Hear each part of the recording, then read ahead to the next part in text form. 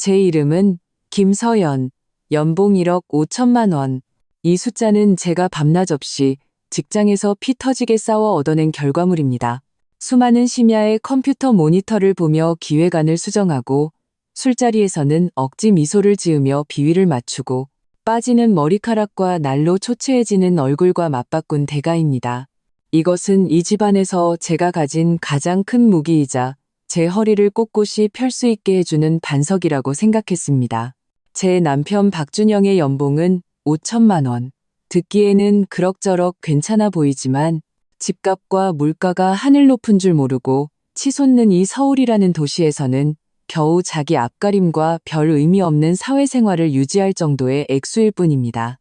집에 아파트 대출금, 자동차 할부금, 가사도우미 비용, 시어머니의 병원비, 그리고 일상의 높은 생활비까지 거의 모든 부담이 제 어깨 위에 놓여 있었습니다. 저는 이 집안의 가장 노릇을 기꺼이, 심지어는 은밀한 자부심까지 느끼며 해왔습니다.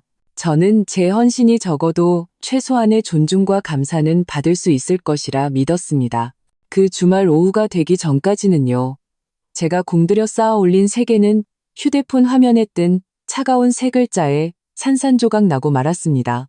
그날 남편 박준영은 출장을 떠났습니다. 일주일 후에나 돌아올 예정이었죠. 집에는 저와 침대에 누워 계신 반신불수 시어머니 단둘만 남았습니다. 고용했던 시간제 도우미 아주머니는 저녁 식사를 준비해 주시고 막 떠나신 후였습니다. 저는 주방을 정리하고 정성껏 끓인 전복죽 한 그릇을 들고 시어머니의 방으로 들어갔습니다. 시어머니는 침대에 반쯤 기댄 채 안색이 어두워 보였습니다. 3년 전 뇌졸중으로 반신불수가 되신 후 시어머니의 성격은 더욱 괴팍하고 예측하기 어려워졌습니다. 때로는 말이 없으시다가도 때로는 날카롭고 신랄한 말을 뱉어내셨죠. 하지만 며느리로서 해야 할 도리는 부족함 없이 했다고 자부합니다. 비싼 수입약은 인맥을 동원해 구해왔고 최고의 재활기구는 눈 하나 깜짝 안 하고 사들였습니다. 심지어 입고 계신 잠옷도 실크 소재였습니다.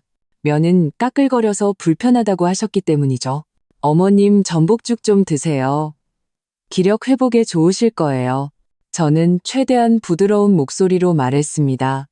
시어머니는 눈꺼풀 하나 까딱하지 않고 코로 흥하는 소리를 내뱉는 것으로 대답을 대신했습니다. 저는 이런 태도에 이미 익숙해진 터라 인내심을 갖고 작은 숟가락으로 죽을 식혀 입가에 가져다 드렸습니다. 죽을 다 드시고 나서 저는 젖은 수건으로 손을 닦아드리려 했습니다. 그때 침대 옆 협탁에 놓여있던 시어머니의 휴대폰 화면이 갑자기 밝아졌습니다. 스팸 문자 한 통이 온 것이었죠. 저는 무심코 곁눈질로 보고는 문자를 지워드리려 했습니다. 바로 그 순간 제 혈액이 순식간에 얼어붙었습니다. 화면에는 읽지 않은 문자 메시지 미리 보기가 떠 있었습니다. 발신인은 아들 준영, 그리고 그 문자 바로 위. 제게서 온 부재중 전화 알림의 발신인 이름은 제 온몸을 차갑게 만드는 세 글자였습니다. 가정부. 가정부라니 저는 제 눈을 믿을 수가 없었습니다. 심장이 보이지 않는 손에 꽉 쥐어졌다가 얼음 구덩이 속으로 내동댕이 쳐진 기분이었습니다. 한기가 발끝에서부터 정수리까지 치솟았고 온몸이 뻣뻣하게 굳었습니다. 저는 떨리는 손으로 거의 통제 불능 상태로 그 휴대폰을 집어들었습니다. 화면은 잠겨 있었지만 미리 보기 메시지는 여전히 보였습니다.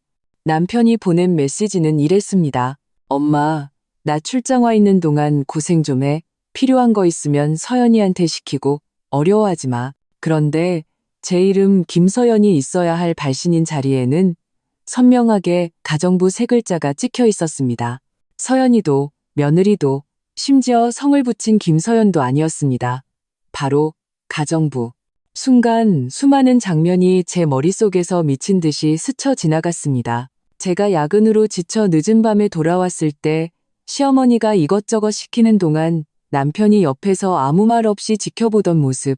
제가 큰돈을 들여 시어머니께 최고의 간병인을 붙여드렸지만 간병인 손길이 거칠다며 타박하시어 결국 제가 직접 나설 수밖에 없었을 때 남편이 가볍게 던졌던 말. 여보, 능력 있는 사람이 더 하는 거지 뭐. 제가 업무 스트레스 때문에 가끔 푸념을 늘어놓으면 남편이 항상 하던 말, 누가 우리 집 기둥아니랄까봐 능력 있는 사람이 더 하는 거야. 시어머니가 제가 사드린 고가의 선물을 받을 때마다 보이시던 당연하다는 듯, 심지어는 약간 불만스러워하는 표정. 그랬군요. 제가 대단한 헌신과 희생을 하고 있다고 착각하는 동안 그들 모즈의 눈에 저는 아내도 며느리도 집안의 공신도 아니었습니다. 그저 돈까지 바치는 좀 더 고급스러운 가정부였을 뿐입니다.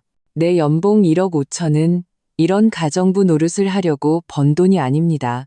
분노가 화산처럼 폭발하며 제 모든 이성과 교양을 삼켜버렸습니다.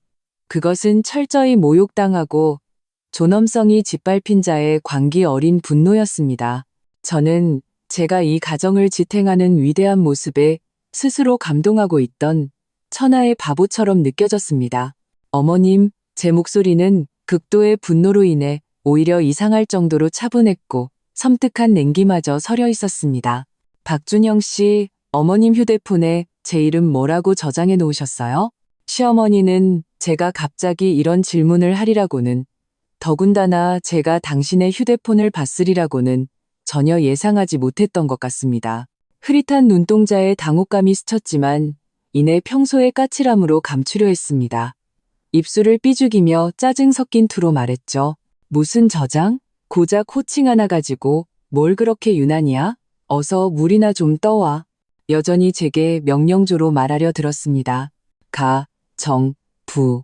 저는 그를 쳐다보며 이 세 글자를 한 글자 한 글자 힘주어 반복했습니다.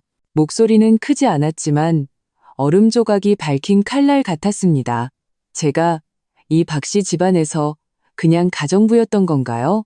시어머니의 안색이 변하며 시선을 피했지만 입으로는 여전히 강하게 나왔습니다. 너 무슨 헛소리야. 일하다가 정신이 어떻게 된 거 아니야? 얼른 물이나 떠오라니까. 정신이 어떻게 됐다고요? 네, 맞아요. 저는 지쳤어요. 마음이 너무 지쳐서 눈까지 멀었었죠. 오늘에서야 이모자의 진짜 얼굴을 보게 된 겁니다. 저는 마비 때문에 약간 비뚤어졌지만 여전히 까다로움과 당연함으로 가득 찬 시어머니의 얼굴을 보며 극도의 역겨움을 느꼈습니다. 이 집, 제가 모든 심혈을 기울여 지켜온 이 집이 순간 너무나 낯설고 숨막히는 공간으로 변했습니다. 저는 더 이상 아무 말도 물을 떠다 드리지도 않았습니다. 그저 차갑게 한번 쏘아봤을 뿐입니다. 아마 시어머니는 제게서 단 한 번도 본 적 없는 그런 싸늘하고 단호한 눈빛이었을 겁니다. 그리고 저는 뒤돌아 큰 걸음으로 시어머니의 방을 나섰습니다. 안방으로 돌아와 문을 잠갔습니다. 문에 등을 기댄 채 분노와 뒤늦게 밀려오는 서러움에 몸이 격렬하게 떨렸습니다. 눈물이 걷잡을 수 없이 터져나왔지만 슬픔이 아니었습니다. 극도의 분노와 자조의 눈물이었습니다. 김서연, 김서연. 너야말로 세상 천지 제일 가는 멍청이다. 저는 드레스룸으로 달려가 가장 큰 여행 가방을 꺼냈습니다. 그리고 미친 듯이 제 물건들을 챙기기 시작했습니다. 옷, 신발, 가방, 화장품, 중요한 서류, 노트북, 그리고 제가 모아온 값비싼 보석들까지. 나의 것, 내가 내 돈으로 산 모든 것들을 단 하나도 남기지 않았습니다. 이 집의 공동재산, 내 돈으로 산 가구와 가전제품들은 일절 건드리지 않았습니다. 더럽게 느껴졌으니까요. 짐을 싸는 동안 휴대폰이 울렸습니다. 남편 박준영이었습니다. 아마 어머니가 그에게 전화해서 일러 바쳤겠죠. 화면에 깜빡이는 남편이라는 두 글자를 보자니 헛웃음만 나왔습니다. 저는 그대로 무음으로 바꾸고 휴대폰을 가방에 던져버렸습니다. 망설임은 조금도 없었습니다. 머릿속에는 오직 한 가지 생각뿐이었습니다. 여기를 떠나자. 당장, 즉시, 1시간 남짓 후 저는 거대한 여행 가방 2개를 끌고 한때 집이라 불렀던 그곳을 나섰습니다. 시어머니 방 앞을 지날 때 안에서 희미하고 다급하게 외치는 소리가 들렸습니다. 김서연, 너 어디가? 당장 돌아와. 나 배고프다. 화장실 가야 한단 말이야. 저는 걸음을 멈추기는커녕 그대로 현관문을 향해 직진했습니다. 화장실이요? 저랑 무슨 상관이죠? 당신의 착한 아들이나 찾으시든가요? 아니면 당신이 저장해 놓은 그 가정부가 돌아와서 시중 들기를 기다리시든가. 안타깝게도 그 가정부는 오늘부로 사직했습니다. 더는 일 안 합니다. 지우, 저는 문을 세게 닫았습니다. 과거에 어리석고 비굴하게 헌신만 하던 김서연을 문 안쪽에 완전히 가둬버렸습니다. 밤바람이 차가웠습니다. 달아오른 제 얼굴을 스치자 오히려 정신이 번쩍 들었습니다. 저는 심호흡을 하고 휴대폰을 꺼내 카카오 택시를 불렀습니다. 목적지는 제가 결혼 전에 사두었던 작은 오피스텔, 그곳이야말로 저의 진정한 안식처였습니다. 질주하는 차 안에서 빠르게 스쳐 지나가는 도시의 네온 사인을 보며 제 마음속에는 일말의 미련도 없었습니다. 오직 감옥에서 벗어난 듯한 해방감과 곧 불어닥칠 폭풍을 예고하는 차가운 쾌감만이 존재했습니다. 박준영, 당신 어머니와 한마음 한뜻으로 날 가정부 취급했다. 이거지? 좋아. 그럼 똑똑히 보게 해줄게. 당신 내 집 가정부가 7일간 파업하고 당신이 출장에서 돌아왔을 때 얼마나 멋진 광경이 펼쳐질지를. 저는 휴대폰을 꺼내 망설임 없이 박준영의 번호를 차단 목록에 넣었습니다. 그리고 회사 비서에게 메시지를 보냈습니다. 다음 주 일주일간 재택근무를 할 것이며 모든 업무 전화와 이메일은 비서가 먼저 확인해달라고 말이죠. 도심의 오피스텔로 향하는 택시 안에서 창밖의 화려한 불빛들은 차가운 은하수처럼 흐릿하게 번져갔습니다. 가슴이 터질 듯했던 격렬한 분노는 점차 가라앉고 그 자리에는 더 깊고 뼈에 사무치는 냉기가 찾아왔습니다. 그것은 완벽한 배신 뒤에 오는 마음이 죽어버린 듯한 냉정이었습니다. 저는 울지 않았습니다. 눈물 한 방울 더 흘리지 않았습니다. 가치 없는 사람을 위해 우는 것은 제 자신에게 2번 상처를 주는 일이니까요. 저는 그저 조용히 의자에 기댄 채 가슴 속에서 묵직하고 규칙적으로 뛰는 심장 소리를 느꼈습니다. 그 박동 하나하나가 제게 말해주고 있었습니다. 김서연, 이제 정신 차려. 가정부. 이 세 글자는 독이 묻은 바늘처럼 반복해서 제 신경을 찔렀습니다. 이 가정 내부의 미묘한 불균형을 제가 전혀 눈치채지 못했던 것은 아닙니다. 시어머니가 때때로 던지시던 여자가 돈을 그렇게 많이 벌어서 뭐해. 결국 남자랑 애들 시중 들어야지라는 시대착오적인 말들. 제가 승진할 때마다 남편이 보여주던 짧은 축하 뒤에 스쳐 지나가던 복잡한 표정. 그리고 명절마다 박씨 집안 친척들이 반은 농담, 반은 진담으로 던지던 말들. 준영이는 정말 복받았네. 이렇게 능력 있는 아내를 얻어서 이제 편하게 누워서 호강만 하면 되겠어. 그럴 때마다 남편 박준영이 보여주던 수긍하는 듯 심지어는 약간 더이한 미소까지. 과거에 저는 사랑, 가정에 대한 책임감, 그리고 능력 있는 사람이 더 하는 거지라는 우스꽝스러운 자기 위안에 눈이 멀어 이런 디테일들에 대해 합리적인 변명을 찾아내곤 했습니다. 시어머니는 9세대 분이시니까 남편은 내성적이라 표현이 서툰 것뿐이야. 친척들은 그냥 농담하는 거지. 저는 심지어 제 높은 수입이 이 집의 겉모습을 화려하게 유지하는 기반이자 제 가치의 증명이라고까지 생각했습니다. 이제 와서 돌이켜보니 정말 순진하고 어리석었죠. 그들의 눈에 제 높은 수입은 제가 고급 가정부로서 당연히 제공해야 할 하드웨어 스펙에 불과했을 겁니다. 제가 많이 벌수록 더 윤택한 물질적 조건을 제공할 수 있다는 의미였을 뿐이죠. 그들은 마음 편히 그것을 누렸고 저의 헌신과 노고는 이 가정부의 업무 범위 내에 있는 당연한 일이었습니다. 차가 제가 결혼 전에 사둔 강남의 고급 오피스텔 아래에 멈췄습니다. 이 집은 도심의 황금 입지에 위치해 있고 크지는 않지만 인테리어는 온전히 제 취향대로 꾸며져 있습니다. 제게 남겨둔 마지막 보루였죠. 당시 이 집을 살 때 남편은 은근히 이 집을 팔아서 더 좋은 차로 바꾸거나 생활비에 보태자는 남의 크를 비추기도 했습니다. 저는 온전히 저만의 공간이 있었으면 좋겠다는 이유로 거절했죠. 지금 생각해보면 제가 했던 가장 올바른 결정 중 하나였습니다. 경비 아저씨가 제 짐을 위층까지 옮겨주셨습니다. 문을 열자 익숙한 향기가 저를 반겼습니다. 여기에는 시어머니 방에서 나던 희미한 양 냄새와 노인 냄새도, 남편이 아무데나 벗어던진 양말도, 제가 항상 신경 써야 했던 자질구레한 문제들도 없었습니다. 오직 깔끔함, 질서, 그리고 저만의 향기만 존재했습니다. 저는 문을 잠그고 차가운 문에 등을 기댄 채 길고 깊은 한숨을 내쉬었습니다. 마치 가슴속에 수년간 쌓여있던 탁한 공기를 한 번에 토해내는 것 같았습니다. 저는 짐을 바로 정리하지 않고 먼저 바로 가서 위스키 한 잔을 따랐습니다. 호박색 액체가 목을 타고 넘어가며 약간의 자결감을 주었지만 이상하게도 들끓던 제 마음을 진정시켜 주었습니다. 술잔을 들고 거대한 통유리창 앞으로 다가가 발 아래 펼쳐진 불야성의 도시를 내려다보았습니다. 네온사인이 반짝이고 차량 행렬이 강물처럼 흘렀습니다. 저 불빛 하나하나 뒤에는 저마다의 이야기가 있겠죠. 그리고 저의 이야기는 이제 완전히 다른 페이지를 펼치려 하고 있었습니다. 휴대폰을 꺼내자 화면에는 수십 통의 부재중 전화가 찍혀 있었습니다. 전부 박준영에게서 온 것이었습니다.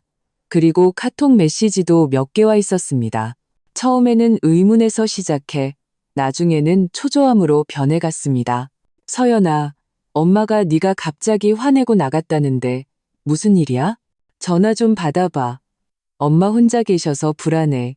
김서연, 도대체 무슨 장난이야? 무슨 일이 있으면 내가 돌아갈 때까지 기다렸다가 말하면 안 돼? 전화 받으라고.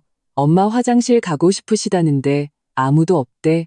이 메시지들을 보며 제 입가에는 차가운 미소가 걸렸습니다. 보세요. 그의 인식 속에서 제가 화내고 장난치는 문제의 핵심은 결국 엄마를 돌볼 사람이 없다는 것이었습니다. 그는 제가 왜 떠났는지, 무엇을 받는지, 어떤 굴욕감을 느꼈는지에 대해서는 조금도 생각하지 않았습니다. 아니, 어쩌면 그와 그의 어머니의 논리 속에서는 며느리가 이런 일을 하는 것은 당연하고 가정부라는 호칭은 그저 적절한 묘사, 심지어는 약간의 유머가 섞인 표현일지도 모릅니다. 저는 그들의 사고방식을 이해할 수도 더 이상 이해하고 싶지도 않았습니다. 저는 어떤 메시지에도 답장하지 않고 카카오톡을 열어 박준영과의 대화방을 찾았습니다. 우리의 대화 기록은 대부분 제가 오늘 저녁 집에 와? 라고 묻거나 생활비를 이체해준 기록뿐이었습니다. 저는 무표정하게 그의 대화방을 알림 끄기로 설정했습니다. 바로 차단하지 않은 것은 상황을 파악하기 위해 일부 정보를 계속 받아야 했기 때문입니다. 그리고 가족 단톡방을 찾았습니다. 행복한 우리 집이라는 이름의 3명짜리 단톡방이 지금 보니 너무나 아이러니했습니다. 제가 마지막으로 남긴 말은 이틀 전 뇌졸중 환자 간병 시 주의사항에 대한 기사를 박준영에게 공유한 것이었습니다. 그는 답이 없었고 시어머니는 이모티콘 하나를 보냈더군요. 저는 단톡방 멤버 목록을 열어 시어머니의 프로필을 찾았습니다. 클릭하고 삭제 후 나가기를 눌렀습니다. 행복한 우리 집 그룹 채팅방을 나갔습니다. 라는 시스템 메시지가 떴습니다. 깔끔했습니다. 이 모든 것을 끝낸 후 저는 휴대폰을 무음으로 바꾸고 소파에 던져버렸습니다. 세상이 순간 고요해졌습니다. 저는 전화기 저편의 모자가 지금쯤 발을 동동 구르고 있을 것을 알았지만 이제 저와는 아무 상관없는 일이었습니다. 저는 욕실로 가서 편안하게 뜨거운 물로 목욕을 했습니다. 제가 가장 좋아하는 고가의 에센셜 오일 베스 솔트를 사용했죠. 따뜻한 물이 몸을 감싸자 피로뿐만 아니라 지난 몇 년간 그 집에서 물들었던 억압과 비굴함까지 씻겨나가는 듯 했습니다. 거울 속의 제 얼굴은 아직 창백했지만 눈빛은 다시 날카롭고 맑아져 있었습니다. 직장에서 거침없던 김서연이 돌아온 것입니다. 목욕을 마치고 실크 잠옷으로 갈아입었습니다. 머리를 말리면서 차분하게 짐을 정리하기 시작했습니다. 가져온 옷들을 하나하나 드레스룸에 걸고 화장품과 스킨케어 제품들을 화장대에 가지런히 정리했습니다. 이 오피스텔은 오랫동안 비어 있었지만 매주 시간제 도우미가 와서 청소했기 때문에 먼지 하나 없었습니다. 정리를 마치자 자정이 가까워졌습니다. 저는 우유 한 잔을 데워 서재 책상에 앉아 노트북을 열었습니다. 분노는 표출해야 하지만 더 중요한 것은 그것을 냉정한 행동으로 전환하는 것입니다. 일시적인 가출은 감정의 배설일 뿐 이 상황에서 완전히 벗어나고 그 모자에게 대가를 치르게 하려면 치밀한 계획이 필요했습니다. 우선 경제적인 단절부터 시작했습니다. 저는 인터넷 뱅킹에 로그인해서 제 계좌 거래 내역을 꼼꼼히 살피기 시작했습니다. 제 월급 통장이 주카드였고 몇 개의 가족카드가 연결되어 있었습니다. 박준영이 들고 있는 카드 하나는 주로 가정의 일상적인 장보기와 그의 용돈으로 사용되었습니다. 큰 지출은 대부분 제가 직접 이체했지만 이 가족카드도 매달 300만 원의 사용 내역이 있었습니다. 예전에는 당연하다고 생각했지만 지금 이 소비 기록들을 보니 눈의 가시처럼 느껴졌습니다. 저는 망설임 없이 모바일 뱅킹을 통해 박준영이 가진 가족카드를 정지시켰습니다. 완료되었다는 알림 문자가 오는 순간 저는 쾌감을 느꼈습니다.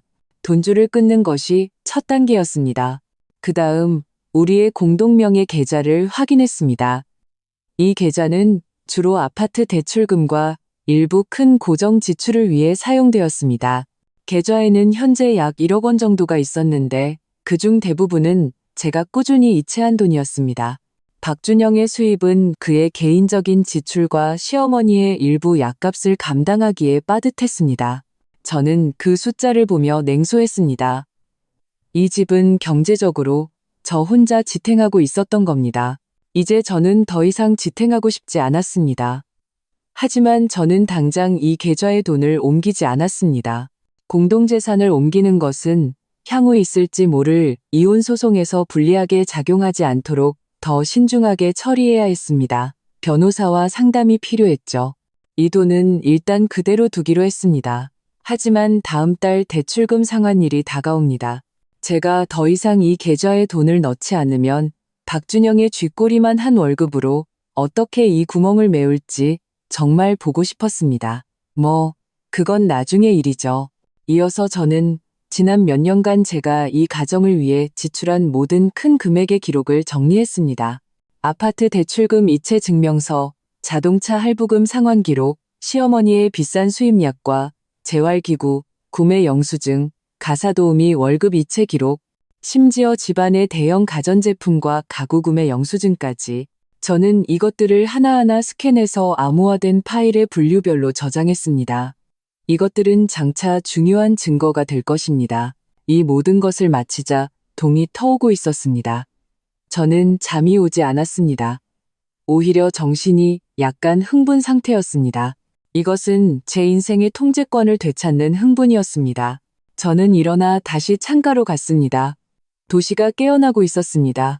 그리고 저의 전쟁은 이제 막 시작되었습니다. 한편 도시의 다른 한쪽, 제가 한때 집이라고 불렀던 그곳은 이미 난장판이 되어 있었습니다. 박준영은 전화기 저편에서 뜨거운 냄비 위에 개미처럼 안절부절못하고 있었습니다. 그는 중요한 고객과의 회의를 막 끝내자마자 어머니의 울먹이는 전화를 받았습니다. 김서연이 무슨 미친 짓인지 문을 박차고 나가버렸고 자신은 집에서 꼼짝도 못하고 혼자 남겨졌다는 것이었습니다. 그는 제게 계속해서 전화를 걸었습니다. 처음에는 의아해하다가 초조해하고 나중에는 분노했습니다. 그는 항상 대의를 알고 가정을 돌보던 제가 어떻게 이렇게 제멋대로 행동할 수 있는지 이해할 수 없었습니다. 그가 출장 중인 이 중요한 시기에 반신불수 어머니를 내버리고 집을 나가다니 이건 정말 말도 안 되는 일이었습니다. 엄마, 일단 진정하세요. 진정. 그는 전화로 어머니를 달래면서도 자신의 목소리는 떨리고 있었습니다. 잠깐 머리 식히러 나갔을 거예요. 금방 돌아올 테니까. 화장실은 일단 최대한 참아보시거나 혹시 간이 변기 쓸 수 있으면 이 말을 하면서도 스스로가 어처중이 없고 힘들다고 느꼈습니다. 어머니는 뇌졸중 후 성격이 고집스러워져서 침대에서 간이 변기를 사용하는 것을 존엄성을 잃는 일이라며 극도로 싫어하셨습니다. 평소에는 우리가 부축해서 화장실로 모셨죠. 참으라고? 어떻게 참아? 나 못 참겠어. 시어머니는 전화기 저편에서 다급하고 화가 나서 울먹였습니다. 준영아, 빨리 걔한테 전화해서 돌아오라고 해. 아주 기어오를 대로 기어올랐어. 감히 나한테 이럴 수가 있어? 전화했는데 안 받아요. 박준영은 초조하게 머리를 쥐어뜯었습니다. 대체 엄마가 걔한테 어떻게 하셨는데요? 평소에 안 그러던 애잖아요. 내가 뭘 어째. 내가 감히 걔를 어떻게 해. 지금 우리 집 대들보인데 연봉 1억 5천 버는 금펑왕인데 내가 모시고 살아야지. 시어머니의 목소리가 날카로워졌습니다. 그냥 물 한 잔 떠달라고 했는데 싫은 티를 내더라고. 그러더니 내 휴대폰을 뺏어서 보더니 무슨 정신 나간 소리를 하는 거야. 분명 갱년기가 일찍 왔을 거야. 박준영은 무슨 말인지 알 수 없었지만 불안감과 대의를 저버린 저에 대한 분노가 그를 지배했습니다. 알았어요, 엄마. 일단 그만 얘기하세요. 제가 연락해 볼게요. 엄마, 조금만 더 참아보세요. 그는 전화를 끊고 다시 제게 전화를 걸었지만 여전히 받지 않았습니다. 그는 잠시 생각하더니 우리의 공동 친구들에게 전화를 걸어 제 행방을 넌지시 물었습니다. 돌아오는 대답은 모두 서연이 못 받는데 나한테 연락 안 왔어였습니다. 그는 심지어 제 회사 비서에게까지 전화를 걸었습니다. 비서는 예의 바르면서도 거리감 있는 목소리로 김 이사님께서 다음 주까지 재택근무를 하신다고 하셨습니다. 구체적인 사항은 본인께 직접 연락하셔야 합니다. 라고 말했습니다. 모든 통로가 막혔습니다. 박준영은 처음으로 그가 그의 아내를 전혀 알지 못했다는 것을 깨달았습니다. 그 부드럽고 가정적으로 보이던 김서연이 한번 단호해지니 이렇게까지 여지를 남기지 않을 줄이야. 시간은 1분 1초 흘러갔습니다. 매 순간이 침대에 갇힌 시어머니와 타지에 있는 박준영에게는 고문이었습니다. 시어머니는 진짜 공포와 극도의 생리적 불편함을 느끼기 시작했습니다. 목마름, 굶주림, 하지만 가장 견디기 힘든 것은 점점 통제 불능이 되어가는 배변 욕구였습니다. 그녀는 소리쳐 불렀지만 텅 빈 집에는 그녀의 메아리만 울려 퍼졌습니다. 몸을 움직여 침대 옆에 놓인 간이 변기를 잡으려 했지만 마비된 몸은 말을 듣지 않았고 오히려 침대에서 떨어질 뻔했습니다. 절망이 파도처럼 밀려왔습니다. 그녀는 후회하기 시작했습니다. 평소에 저에게 까칠하게 굴었던 것, 아들이 저의 헌신을 누리도록 내버려둔 것, 심지어는 휴대폰에 그 호칭을 저장했던 것까지 약간 후회했습니다. 하지만 그보다 더 큰 것은 저의 악독하고 불효한 행동에 대한 하늘을 찌를 듯한 분노였습니다. 박준영은 호텔방에서 좌불안석이었습니다. 10분마다 제게 전화를 걸고 수많은 메시지를 보냈습니다. 질책에서 애원으로, 그리고 마지막에는 협박으로 변해갔습니다. 김서연, 다시 안 돌아오면 엄마한테 무슨 일 생기면 너랑 나 끝이야. 안타깝게도 그의 모든 감정 표출은 돌을 바다에 던지는 것과 같았습니다. 그는 몰랐습니다. 그의 집 기둥, 그의 어머니 휴대폰 속 가정부는 이미 그들과의 감정적, 경제적 연결을 끊고 어떻게 하면 그들이 자신의 언행에 대해 더 끔찍한 대가를 치르게 할지 냉정하게 계획하고 있다는 사실을 말입니다. 오피스텔의 거대한 통유리창으로 햇살이 쏟아져 들어와 깨끗한 바닥에 따뜻한 빛의 얼룩을 만들었습니다. 제가 눈을 떴을 때는 이미 오전 10시가 넘은 시간이었습니다. 이것은 지난 반년 동안 제가 처음으로 새벽 알람 소리나 시어머니의 부르는 소리에 깨지 않고 자연스럽게 눈을 뜬 날이었습니다. 당장 처리해야 할 집안일도 비위를 맞춰야 할 까다로운 시어머니도 재촉해야 할 게으른 남편도 없었습니다. 온 세상이 창밖의 희미한 도시 소음과 제 숨소리만으로 조용했습니다. 이 오랜만에 느껴보는 온전히 저만의 고요함에 저는 순간 멍해졌습니다. 하지만 이내 어젯밤에 그 차갑고 뼈에 사무치는 기억이 빠르게 되살아났습니다. 휴대폰 화면에 그 눈에 거슬리는 가정부 세 글자, 시어머니의 그 당연하면서도 당황한 얼굴, 박준영의 그 초조하지만 사과는 없는 메시지들. 분노는 다시 타오르지 않았습니다. 그것은 이미 더 단단한 것, 즉 결심으로 침전되었습니다. 저는 일어나 맨발로 서늘한 바닥을 밟고 창가로 갔습니다. 발 아래 이미 소란스러워지기 시작한 도시를 내려다보았습니다. 나는 김서연, 연봉 1억 5천. 나 자신을 잘 살게 할 능력과 자본이 있다. 지난 몇 년간 나는 현모양처라는 감옥에 스스로를 가두고 원래의 내 모습을 거의 잊고 살았다. 이제 나 자신을 되찾을 때다. 그리고 나를 바보로 취급한 그들에게 대가를 치르게 할 때다. 저는 핸드드립 커피 한 잔을 내렸습니다. 진한 향기가 오피스텔에 퍼졌습니다. 그리고 책상에 앉아 컴퓨터를 켰습니다. 감정의 분출은 필요하지만 이성적인 계획이 더 중요합니다. 저의 가출이 일시적인 충동이나 소동이 아니라 그들이 되돌릴 수 없는 철저한 전략적 후퇴임을 확실히 해야 했습니다. 우선 완벽한 정보 차단부터 시작했습니다. 저는 SNS에 로그인해서 박준영과 박씨 집안과 가까운 모든 친척들의 프로필을 친구 공개로 제한했습니다. 제 삶은 이제 그들과 무관합니다. 그리고 휴대폰 연락처를 정리했습니다. 박준영의 저장 이름을 남편에서 성과 이름을 다 쓴 박준영으로 바꾸고 그와 시어머니의 전화번호를 모두 스팸 차단 목록에 넣었습니다. 그들의 연락이 두려워서가 아니라 그 쓸데없는 소음이 제 기분과 판단을 흐리게 하고 싶지 않았기 때문입니다. 안 보면 그만이죠. 이것들을 마치고 저는 심호흡을 한 후 한 번호로 전화를 걸었습니다. 서울에서 이혼 및 재산 분쟁 처리로 유명한 로펌의 대표 변호사 최 변호사님의 개인 번호였습니다. 최 변호사님은 우리 회사의 오랜 법률 고문으로 개인적으로도 관계가 괜찮았습니다. 날카로운 스타일과 의뢰인의 최대 이익을 지키는 것으로 유명했죠. 최 변호사님, 좋은 아침입니다. 김서연입니다. 주말에 죄송합니다만 긴급한 개인적인 일이 생겨서 이혼 가능성에 대해 빨리 상담드리고 싶습니다. 저는 단도직입적으로 차분하고 명확한 목소리로 말했습니다. 전화기 저편의 최 변호사님은 분명 조금 놀란 듯했지만 곧 전문적인 태도를 되찾았습니다.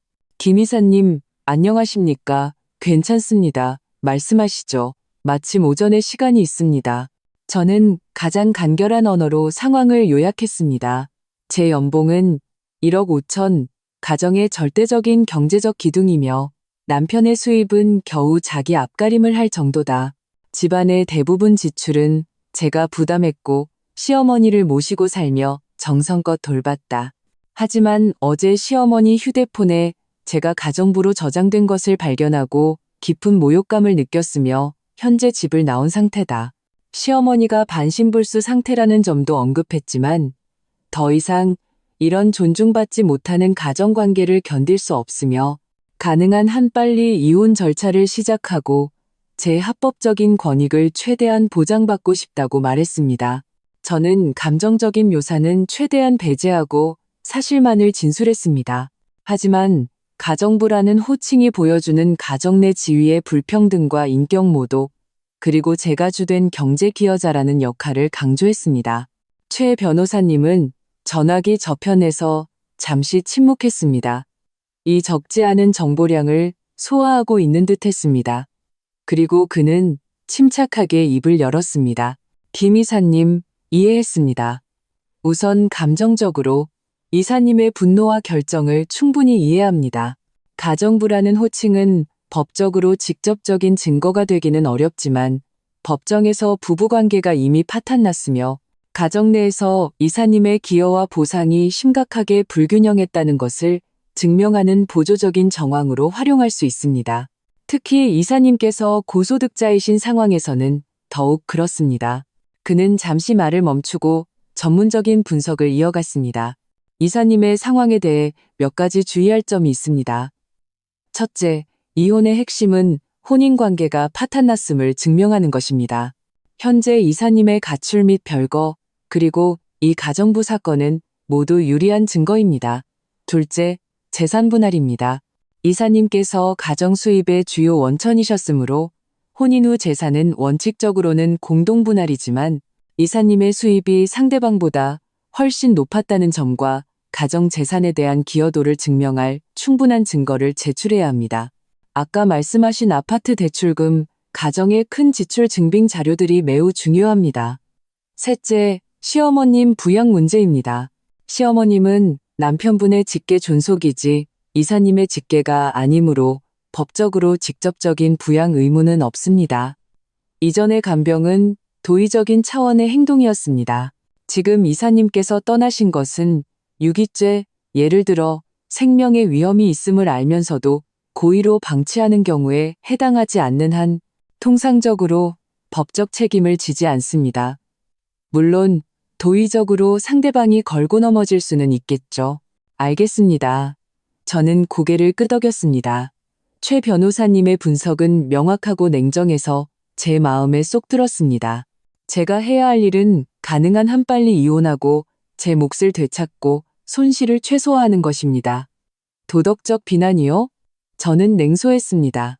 그들이 먼저 저를 가정부 취급했을 때 왜 도덕을 얘기하지 않았을까요? 최 변호사님도 동의했습니다.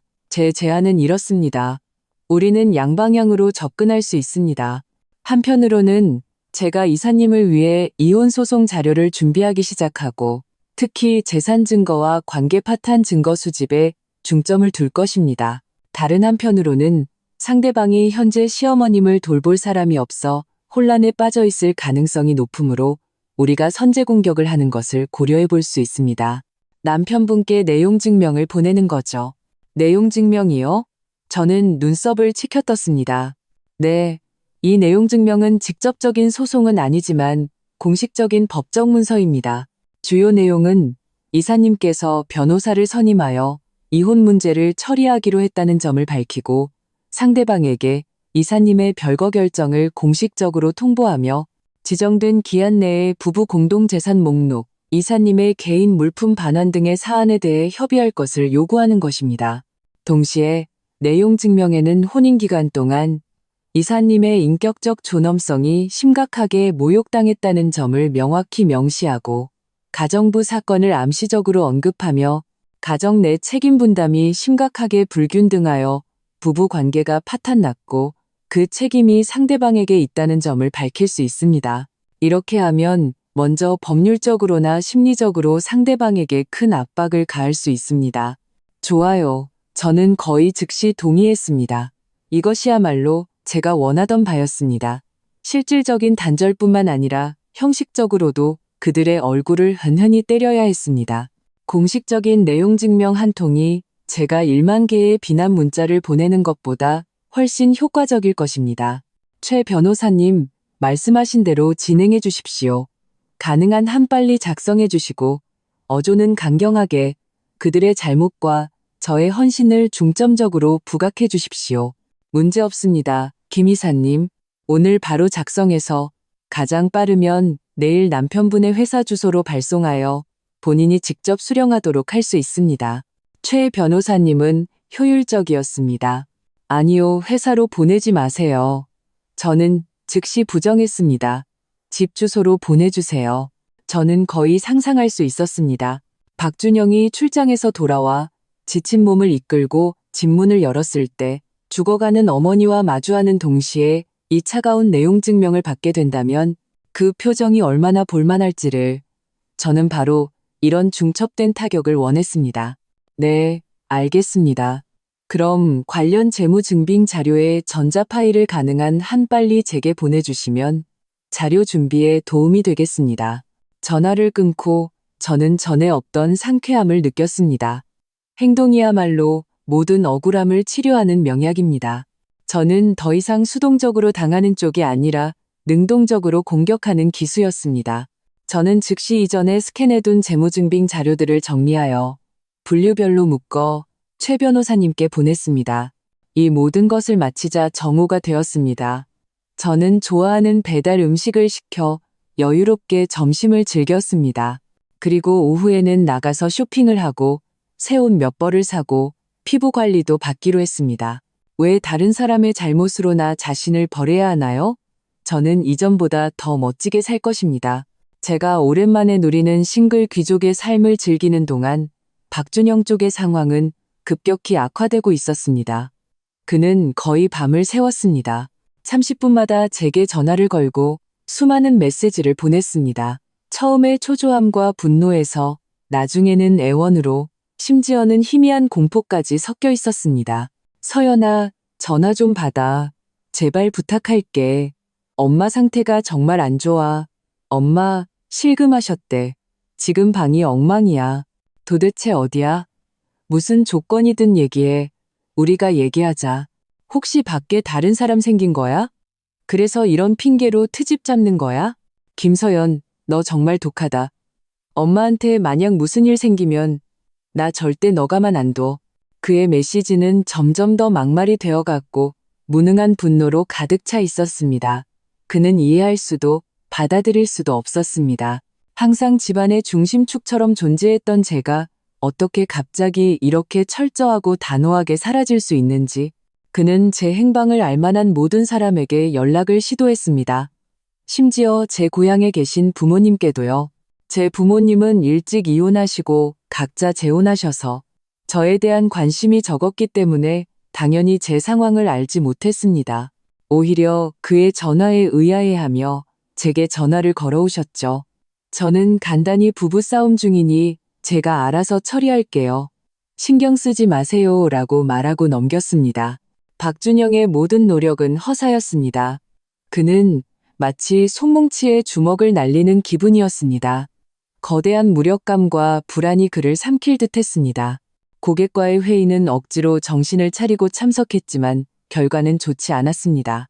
그의 머릿속에는 어머니가 전화로 힘없이 절망에 차서 원망하며 울부짖던 목소리가 맴돌았습니다. 준영아, 나 몸이 축축하고 차가워. 그 독한 년, 나를 죽이려고 작정했나 봐. 빨리 돌아와. 엄마 더는 못 견디겠어. 박준영은 마침내 더 이상 앉아 있을 수 없었습니다. 그는 고객에게 사과하고 집에 급한 일이 생겼다며 거짓말을 하고 출장을 서둘러 마쳤습니다. 그는 가장 빠른 비행기 표를 예매하여 다음 날 저녁에 서울로 돌아왔습니다. 오는 내내 그는 불안에 떨었습니다. 어머니의 상태도 걱정되었지만 저에 대한 하늘을 찌를 듯한 분노가 더 컸습니다. 그는 결심했습니다. 제가 돌아오면 반드시 본때를 보여줘서 이 집의 진짜 주인이 누구인지 알려주겠다고. 감히 이렇게 하늘 무서운 줄 모르고 날뛰다니. 박준영은 거의 집으로 뛰어들다시피 했습니다. 공항에서부터 미친 듯이 차를 몰아오는 동안 그의 심장은 계속 목구멍에 걸려있는 듯 했습니다. 불길한 예감이 독사처럼 그를 휘감았습니다. 열쇠로 문을 열 때 그의 손은 떨려서 열쇠 구멍을 제대로 찾지 못할 정도였습니다. 엄마, 저 왔어요. 그는 소리치며 신발을 벗어 던지고 비틀거리며 거실로 들어섰습니다. 말로 형용할 수 없는 퀴퀴한 냄새, 소변 냄새, 그리고 무언가 부패하는 듯한 악취가 섞여 코를 찔렀습니다. 그 냄새에 헛구역질이 났습니다. 거실은 그럭저럭 정돈되어 있었지만 죽음과 같은 불길한 분위기가 온 공간을 감싸고 있었습니다. 그의 심장이 철렁 내려앉았습니다. 그는 걸음을 재촉하여 어머니의 침실로 뛰어갔습니다. 살짝 열린 방문을 밀치자 그 악취는 극에 달했습니다. 눈앞에 펼쳐진 광경은 박준영의 온몸의 피가 머리로 솟구쳤다가 순식간에 빠져나가며 뼛속까지 시린 냉기와 공포를 남겼습니다. 방은 어두컴컴했고 커튼은 굳게 닫혀 있었습니다. 시어머니는 침대에 쓰러져 있었고 덮고 있는 이불은 흐트러져 있고 짙은 색에 이미 말라붙은 물자국으로 크게 젖어 있었습니다. 그 가장자리에는 의심스러운 누런 얼룩도 묻어 있었습니다. 그녀의 머리카락은 뭉쳐서 핏기 없는 이마에 달라붙어 있었고 뺨은 깊게 패여 있었습니다. 입술은 바짝 말라터지고 하얀 각질이 일어나 있었습니다. 그녀는 두 눈을 꼭 감고 호흡은 너무 미약해서 가슴의 움직임이 거의 보이지 않았습니다. 가장 충격적인 것은 침대 시트와 이불 커버였습니다. 그녀의 몸 가까운 곳에는 이미 짙은 누런색으로 변한 소변 자국이 넓게 퍼져 있었고 심지어는 배설물의 흔적도 있었습니다. 극도의 무력감 속에서 실금은 한 번 이상 일어났던 것이 분명했습니다. 침대 옆 바닥에는 엎질러진 간이 변기가 나뒹굴고 있었고 그 안에 오물은 바닥에 쏟아져 이미 딱딱하게 굳어 있었습니다. 물컵 하나가 침대 옆에 떨어져 있었고 물 자국은 이미 증발해 버렸습니다. 이곳이 어찌 집이란 말인가. 이곳은 분명 인간 세상의 지옥이었다. 그리고 이 지옥을 만든 것은 그의 그 현명하고 착하던 아내 김서연이었다. 엄마, 엄마, 정신 좀 차려보세요. 박준영은 침대 옆으로 달려가 공포에 질려 목소리가 변했습니다. 그는 떨리는 손으로 어머니의 코에 손을 가져가 그 미약한 숨결을 느끼고서야 겨우 안도의 한숨을 내쉬었습니다. 하지만 심장은 다시 조여왔습니다. 어머니의 모습은 심각한 탈수와 영양실조로 인한 허탈 상태가 분명했습니다. 그는 어머니를 흔들어 깨우려 했습니다. 엄마, 저 준영이에요. 저 왔어요. 괜찮으세요? 시어머니의 눈꺼풀이 힘겹게 떨리더니 천천히 실눈을 떴습니다. 한때 까칠하고 날카로웠던 그 눈은 지금은 흐릿하고 생기가 없었으며 얼어붙은 절망과 고통으로 가득 차 있었습니다.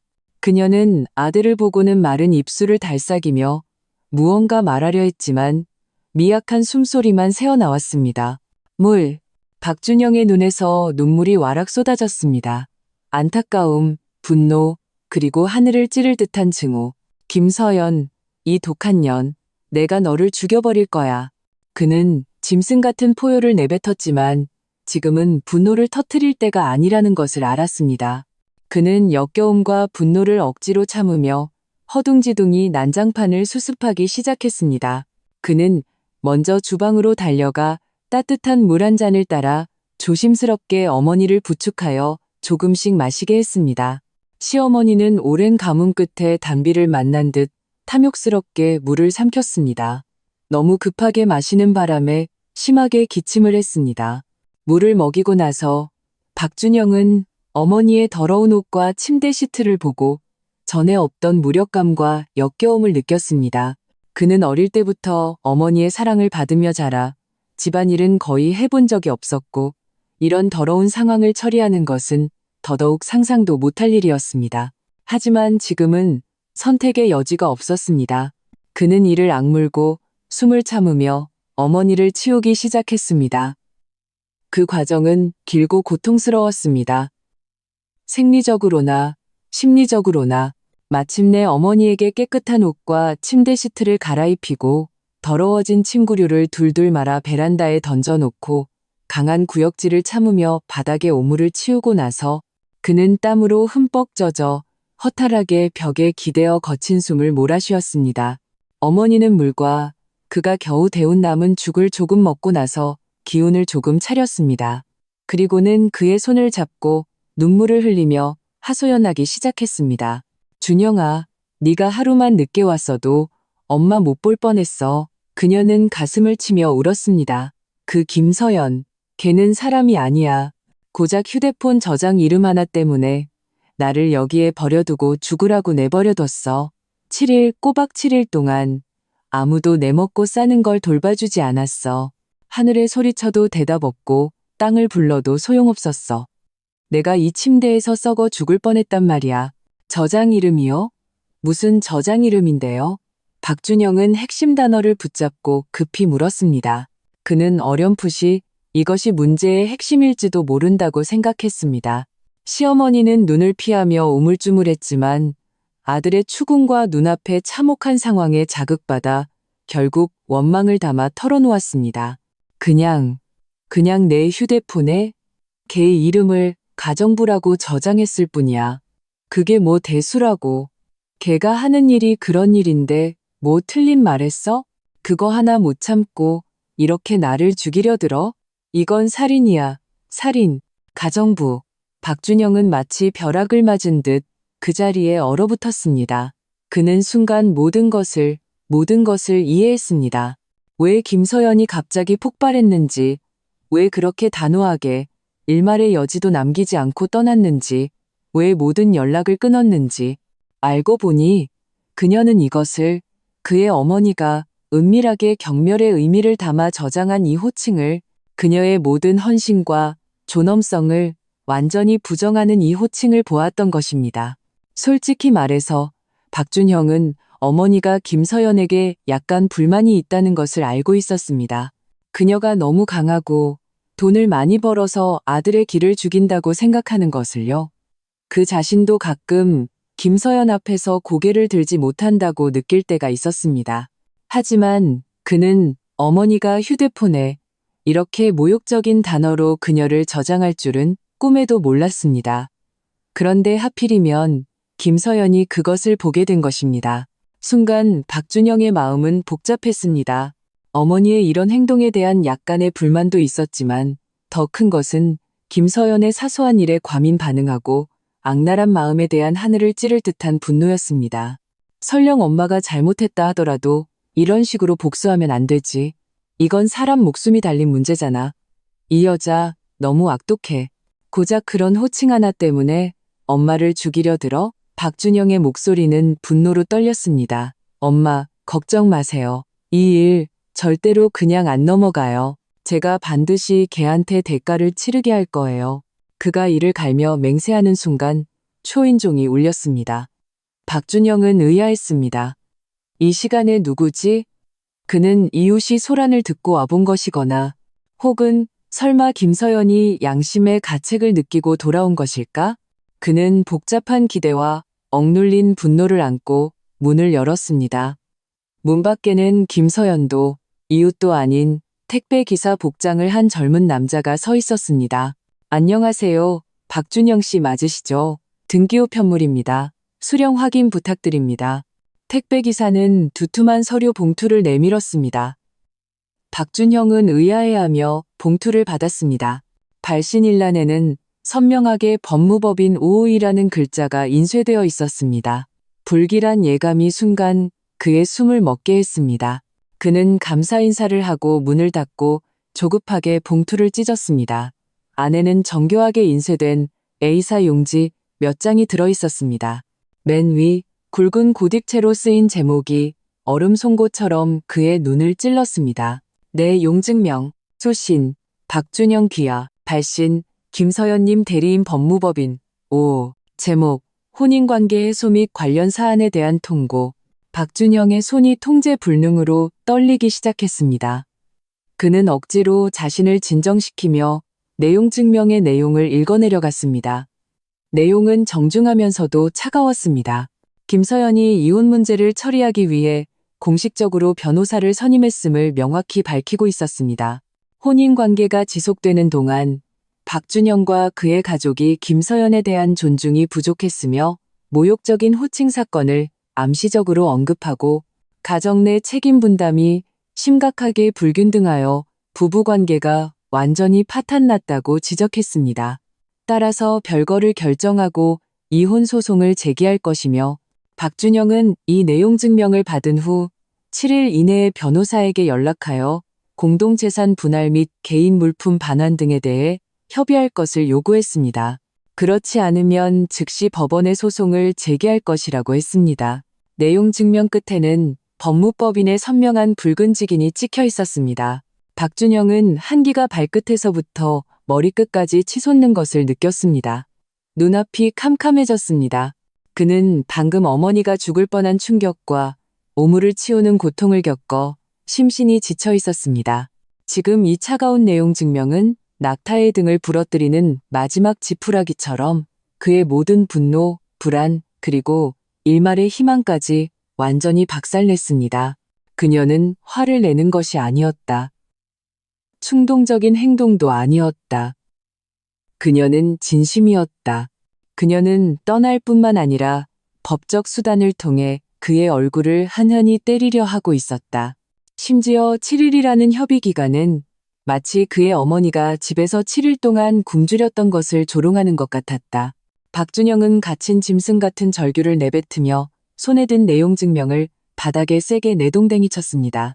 그것으로도 분이 풀리지 않아 발로 미친 듯이 그 종이들을 짓밟았습니다. 마치 그렇게 하면 김서연의 단호함과 이 잔혹한 현실을 부술 수 있을 것처럼. 무슨 일이야, 준영아, 무슨 일인데 그래? 침실에서 시어머니의 힘없고 불안한 목소리가 들려왔습니다. 박준영은 난장판이 된 것을 바닥에 주저앉아 두 손으로 머리를 감싸쥐고 고통스럽고 절망적인 신음을 내뱉었습니다. 한쪽에는 죽어가는 당장 병원으로 옮겨 검사받아야 할 어머니가 있었고 다른 한쪽에는 혼인의 완전한 종결을 선언하고 그를 유책 배우자로 만드는 이 내용 증명이 있었습니다. 내후회환 사면초가였습니다. 그리고 이 모든 일의 원흉, 그가 한때는 쉽게 다룰 수 있다고 생각했던 아내는 지금쯤 그가 찾을 수 없는 어딘가에서 그가 이 끝없는 지옥으로 떨어지는 것을 냉정하게 지켜보고 있을 것입니다. 박준영은 처음으로 이렇게 명확하게 깨달았습니다. 그가 잃은 것은 김서연이라는 사람뿐만이 아니라 그의 안락한 삶의 기반과 그의 그 불쌍하고 우스꽝스러운 가장으로서의 존엄성 전부라는 것을 박준영은 거의 어머니를 안고 끌다시피 하여 아래층으로 내려가 차에 태웠습니다. 가장 가까운 병원으로 미친 듯이 차를 몰았습니다.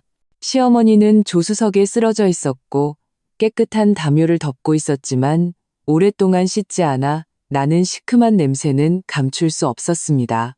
그녀는 힘없는 목소리로 의식이 희미해졌다 돌아왔다를 반복하며 입으로는 계속 김서연 그 독한 년을 중얼거렸습니다. 응급실의 불빛은 창백하고 눈이 부셨습니다. 소독약 냄새도 시어머니에게서 나는 이물질 냄새를 덮지 못했습니다. 의료진은 능숙했지만 그들의 눈빛에는 어쩔 수 없이 이상하다는 기색이 스쳤습니다. 박준영의 얼굴이 화끈거렸습니다.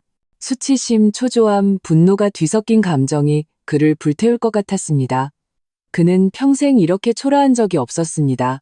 접수, 수납, 검사.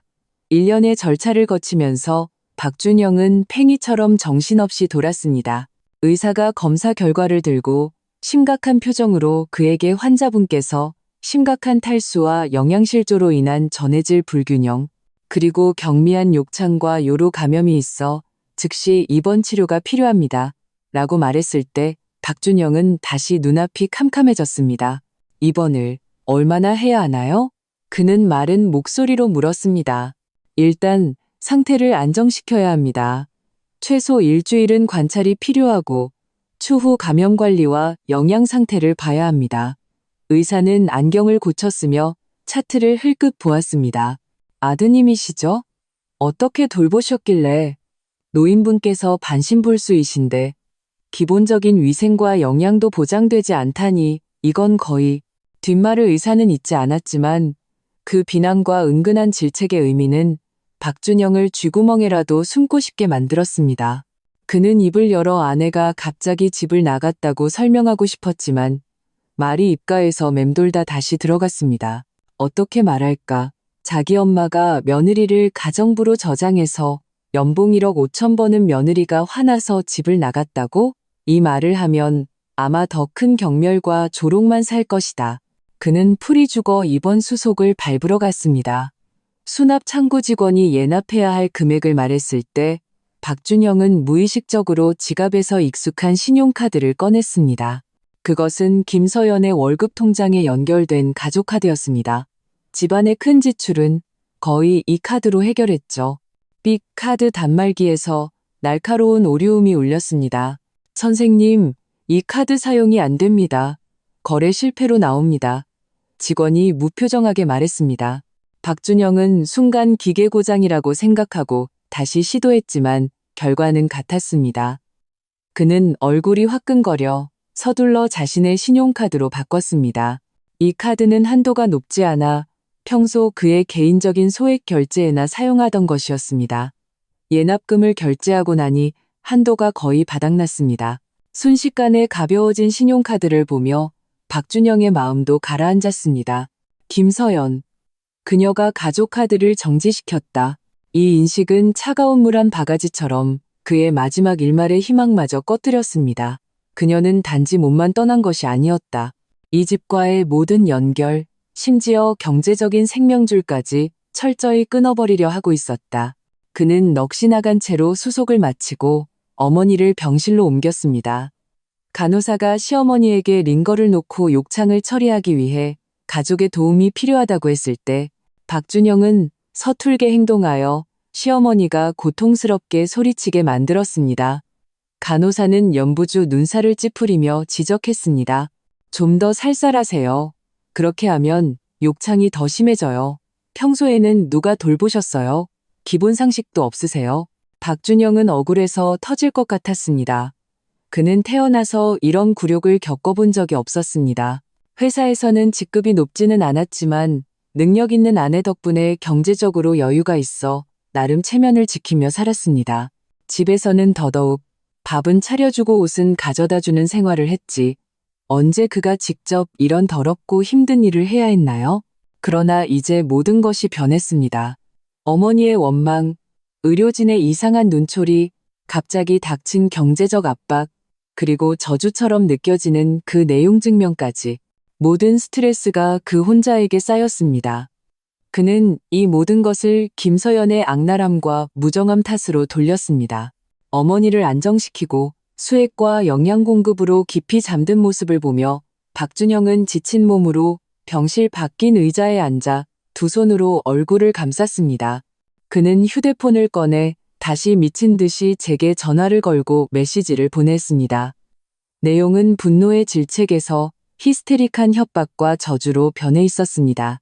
김서연, 너 정말 독하다. 내 카드를 정지시켜. 우리 모자를 죽이려는 거야?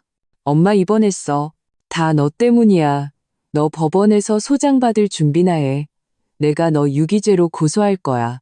이뱀 같은 여자, 내가 너 편하게 살게 두지 않을 거야. 전화 받아. 우리 얘기 좀 하자. 조건은 네가 걸어. 안타깝게도 그의 모든 포효와 소위 협상은 제가 받을 수 없게 되어 있었습니다. 그의 번호는 제 휴대폰의 차단 목록에 조용히 누워 미세한 파문조차 일으키지 못했습니다. 한편 저의 오피스텔에서는 저는 여유롭고 충실한 주말을 보내고 있었습니다. 오후에는 단골 에스테틱에 가서 전신 스파와 얼굴 관리를 받았습니다. 며칠간의 피로와 불쾌함을 말끔히 씻어냈습니다. 그리고 백화점에 가서 제 카드로 이번 시즌 신상옷 몇 벌과 오랫동안 눈여겨봤던 하이힐한 켤레를 샀습니다. 거울 속에서 빛나고 세련된 옷차림을 한 제 자신을 보며 저는 문득 깨달았습니다. 제가 이렇게 아무런 부담 없이 저 자신을 위해 돈과 시간을 쓴 지가 정말 오래되었다는 것을. 저녁에는 오랫동안 연락이 뜸했지만 친했던 싱글 여자친구와 식사 약속을 잡았습니다. 예약하기 힘든 고급 레스토랑에 갔죠. 저는 그녀에게 힘든 얘기를 털어놓지 않고 그저 가볍게 서로의 일과 삶에 대해 이야기했습니다. 그녀가 제 컨디션이 좋아 보인다고 부러워하자 저는 웃으며 대답했습니다. 생각을 좀 정리했어. 여자는 역시 자기 자신한테 잘해줘야 해. 이렇게 제 삶을 통제하고 저 자신을 기쁘게 하는 느낌이 너무 좋았습니다. 집에 돌아와 목욕을 마치고 저는 여유롭게 다른 휴대폰을 꺼냈습니다. 이런 사적인 일을 처리하기 위해 따로 사용하는 폰이었죠. 암호화된 클라우드 저장 공간에 로그인했습니다. 그 안에는 특별한 것들을 보관하는 폴더가 있었습니다. 그것은 제가 몇 년 전 가정의 안전을 위해 거실과 시어머니 방에 몰래 설치해둔 초소형 카메라의 백엔드 접속 권한이었습니다. 당시 카메라를 설치한 명분은 언제든지 시어머니의 상태를 확인하고 넘어지시거나 하는 사고를 방지하기 위함이었습니다. 박준영과 시어머니도 알고 있는 사실이었지만 시간이 지나면서 아마 그들도 이 사실을 잊었을 겁니다. 이제 이 카메라들은 제가 적의 동태를 파악하는 최고의 도구가 되었습니다. 저는 오늘의 녹화 영상을 재생했습니다. 화면에는 먼저 박준영이 머리 없는 파리처럼 집으로 뛰어들어오는 모습, 그리고 난장판이 된 집과 죽어가는 시어머니를 마주했을 때의 공포와 분노가 담겨 있었습니다. 그가 허둥지둥, 역겨움을 참으며 오물을 처리하는 초라한 모습, 내용 증명을 받았을 때의 그 믿을 수 없다는 듯 무너져 내리며 미친 듯이 밟는 모습을 보며 제 마음에는 아무런 파문도 일지 않았습니다. 오히려 좀 웃겼습니다. 나라는 가정부가 없으니 당신들의 삶이 이렇게까지 초라해질 수 있구나.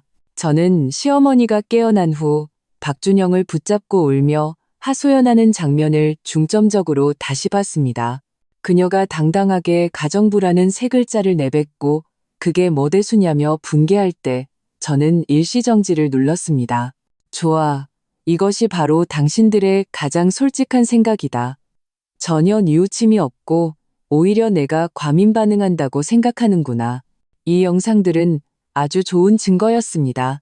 가정부라는 호칭이 가져온 모욕을 다시 한번 입증할 뿐만 아니라 시어머니가 정신이 멀쩡한 상태에서 이 사실을 인정하는 모습, 그리고 박준영이 원인을 알고 난 후에도 전혀 사과하지 않고 오히려 저를 협박하고 위협하는 언행까지 기록되어 있었습니다.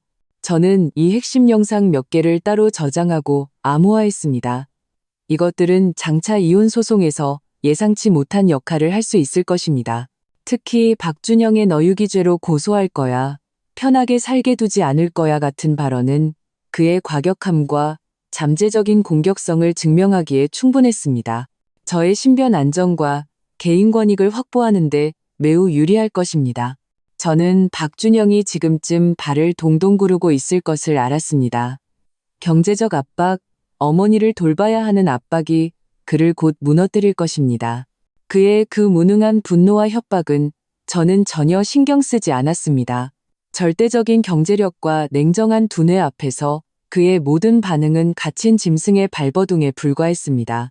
제가 지금 해야 할 일은 계속해서 태연하게 변호사의 조언에 따라 한 걸음 한 걸음 이혼 절차를 진행하는 것입니다. 동시에 이 어렵게 얻은 자유로운 삶을 마음껏 즐기는 것이죠. 저는 감시 화면을 끄고 레드와인 한 잔을 따랐습니다. 창가로 가자 도시의 야경이 눈부시게 펼쳐져 무한한 가능성을 품고 있는 듯 했습니다. 박준영, 당신은 병원에서 굴욕과 스트레스를 느끼고 있겠지. 당신 어머니도 그 경멸, 어린 가정부 한마디에 대한 대가를 치르고 있는 것이고, 병원은 박준영의 임시지옥이 되었습니다. 어머니의 상태는 안정되었지만 감정은 극도로 불안정했습니다. 때로는 울고불고 저주를 퍼붓다가 때로는 한숨만 쉬었습니다. 병원비는 밑 빠진 독과 같았고 독촉장은 눈송이처럼 날아왔습니다.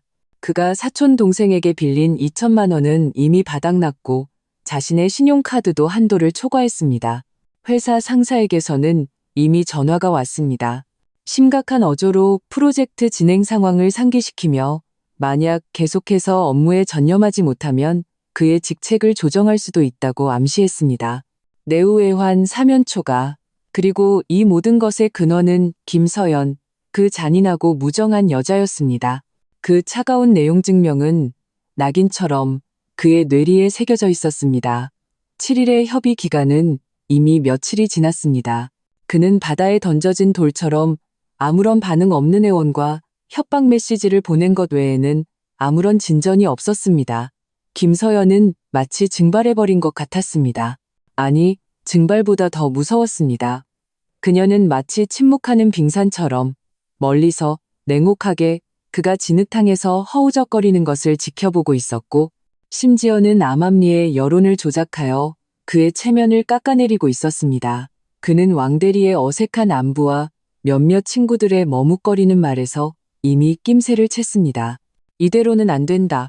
박준영은 붉어진 눈으로 병실 천장에 창백한 불빛을 응시했습니다. 배수진을 치는 생각이 미친 듯이 자라났습니다. 그는 앉아서 죽음을 기다릴 수 없었습니다. 반드시 김서연을 찾아 직접 단판을 지어야 했습니다. 부드럽게든 강하게든 반드시 그녀에게서 답을 들어야 했습니다. 회사, 그래, 그녀의 회사로 찾아가는 거야. 그녀가 회사까지 안 나올 수는 없겠지. 그 많은 동료들 앞에서 그녀도 체면을 생각하지 않을 수 없을 것이다. 이 생각이 한 번 들자 더 이상 억제할 수 없었습니다. 그는 이것이 유일하게 국면을 타개할 수 있는 방법이라고 생각했습니다. 그는 심지어 음흉하게 김서연처럼 이미지와 경력을 중시하는 곳에서 한바탕 소란을 피우면 그녀가 과연 그 고고하고 냉정한 태도를 유지할 수 있을지 보고 싶었습니다. 그는 침대에 잠든 어머니를 흘끗 보고 이를 악물고 옆 침상의 간병인에게 시간당으로 계산되는 임시 간병인, 이 또한 큰 지출이었습니다. 몇 마디 부탁하고는 병원을 뛰쳐나갔습니다. 차에 시동을 걸고 김서연의 회사가 있는 그 웅장한 오피스 빌딩으로 직행했습니다. 이것은 그가 처음으로 한때는 그를 위축시켰던 그곳에 이렇게 절박하게 발을 들여놓고 싶었던 순간이었습니다. 그 시각 저는 회사 회의실에서 중요한 프로젝트 결과 보고 회의를 주재하고 있었습니다. 유리병 너머로는 햇살이 눈부셨고 회의실 분위기는 진지하고 효율적이었습니다. 저는 프로젝터 스크린 앞에 서서 논리정연하게 프로젝트 데이터를 분석하고 문제점과 다음 단계의 개선 방향을 지적하고 있었습니다. 부하 직원들은 진지하게 앉아 열심히 기록하고 있었습니다. 회의가 거의 끝나갈 무렵 제 비서가 조용히 문을 열고 들어왔습니다.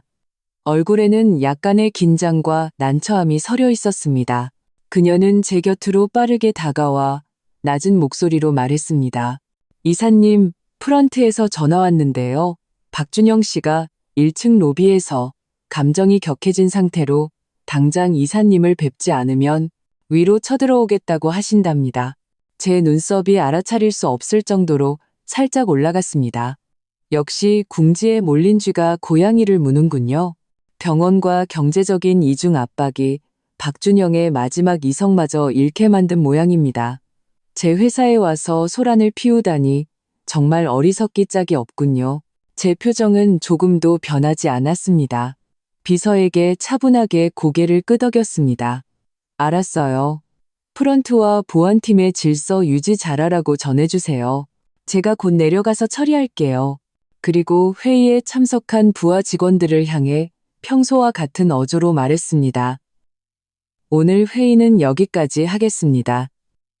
방금 지시한 업무는 서둘러 진행해 주세요. 해산.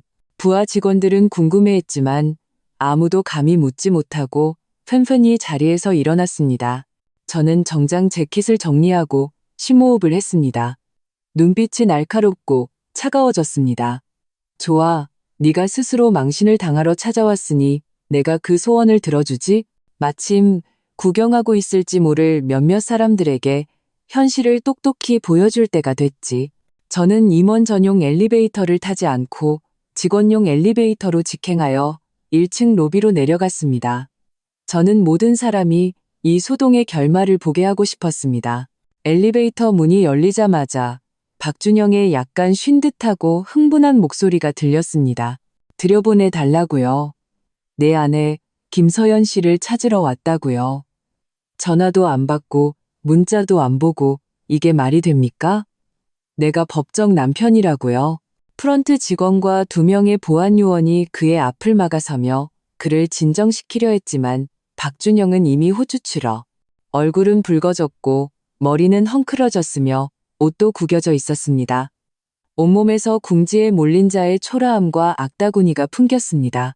로비를 오가는 직원들은 팬펀이 곁눈질하며 수군거렸습니다. 저는 하이힐을 신고 안정된 걸음으로 다가갔습니다. 또각거리는 구두굽이 대리석 바닥을 치는 소리가 마치 어떤 리듬을 타는 듯 순간 로비의 모든 시선을 사로잡았습니다. 박준형 씨, 여긴 회사입니다. 당신이 난동 부릴 곳이 아니에요. 제 목소리는 높지 않았지만 로비 전체에 선명하게 울려 퍼졌습니다. 의심의 여지 없는 위험이 서려 있었습니다. 박준영은 회 고개를 돌려 저를 보더니 눈이 순간 붉어졌습니다. 마치 철천지원수를 본 것 같았습니다. 그는 보안 요원을 밀치고 달려들려 했습니다. 김서연, 드디어 얼굴을 보이는구나. 이 독한 년. 네가 우리 엄마를 그 꼴로 만들어 놓고 이제 와서 이혼을 해? 꿈도 꾸지 마. 보안 요원들이 즉시 앞으로 나와 그를 막았습니다. 저는 손을 들어 보안 요원들에게 잠시 진정하라고 신호하고 그에게서 3m 정도 떨어진 곳에 섰습니다. 차갑게 그를 훑어보았습니다. 눈앞의 남자는 초췌하고 초라하고 통제 불능이었습니다. 기억 속에 적어도 겉으로는 온화했던 이미지와는 완전히 다른 사람이었습니다. 내가 당신 어머니를 해쳤다고요? 저는 냉소하며 목소리를 조금 높여 주위 사람들이 모두 들을 수 있도록 했습니다. 박준영 씨, 당신 양심의 손을 얹고 말해봐요. 당신 어머니 3년 동안 반신불수이셨죠. 그분의 수입 약, 재활기구, 가사도우미 비용, 심지어 당신 네 집 대부분의 생활비 누가 냈습니까?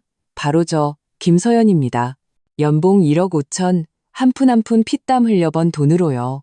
로비는 쥐 죽은 듯 조용했고 오직 저의 명확하고 힘있는 목소리만 울려 퍼졌습니다. 동료들은 놀란 눈으로 저를 그리고 박준영을 번갈아 쳐다보았습니다. 박준영은 제 질문에 말문이 막혀 얼굴이 더욱 굳어졌습니다. 그는 버럭 소리쳤습니다. 그건 네가 며느리로서 당연히 해야 할 일이었어. 하지만 지금 넌 반신불수 노인을 내버리고 갔잖아.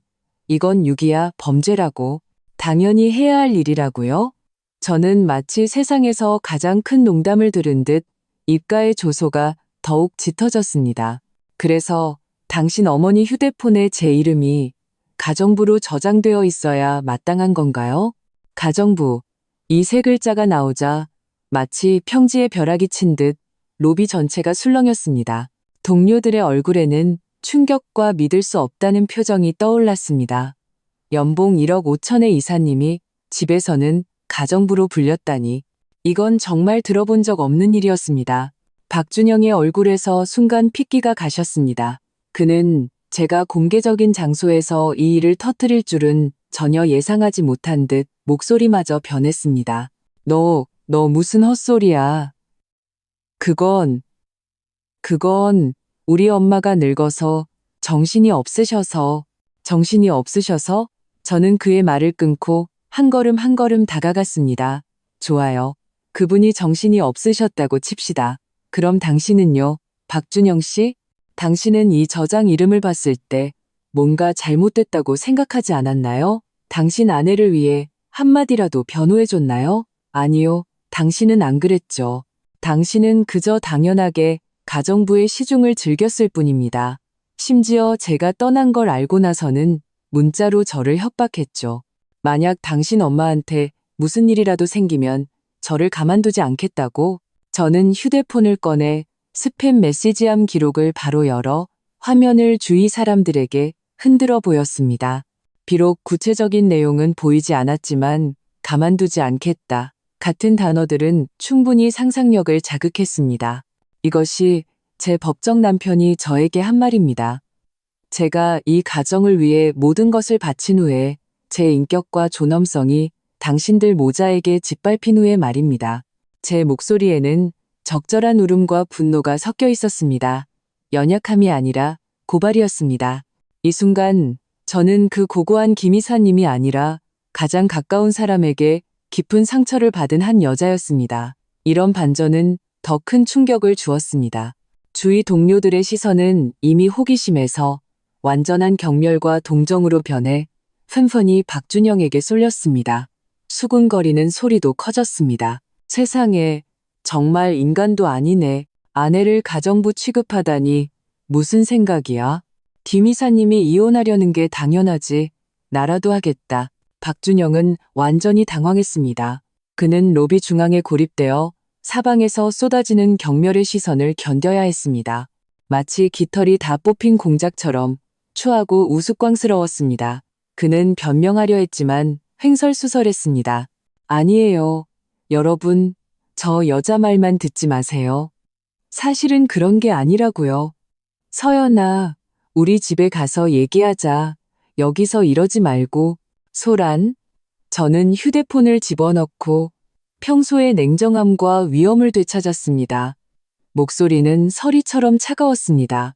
박준영 씨, 소란을 피우는 건 제가 아니라 당신입니다. 저는 당신과 더 이상 할 얘기가 없습니다. 이혼 문제는 제 변호사가 당신에게 연락할 겁니다. 지금 당장 제 회사에서 나가주세요. 그렇지 않으면 보안팀에 당신을 내보내라고 하고 업무 방해에 대한 법적 책임을 물을 권리를 행사할 겁니다. 제 말은 단호했고 어떤 타협의 여지도 없었습니다. 보안 요원들은 상황을 보고 즉시 앞으로 나와 강경한 태도로 박준영에게 나가달라고 요청했습니다. 박준영은 마치 모든 힘이 빠져나간 듯 얼굴이 잿빛이 되고 입술을 떨었습니다. 저와 주위 사람들의 차가운 시선 속에서 그는 비틀거리며 오피스 빌딩 문 밖으로 끌려나갔습니다.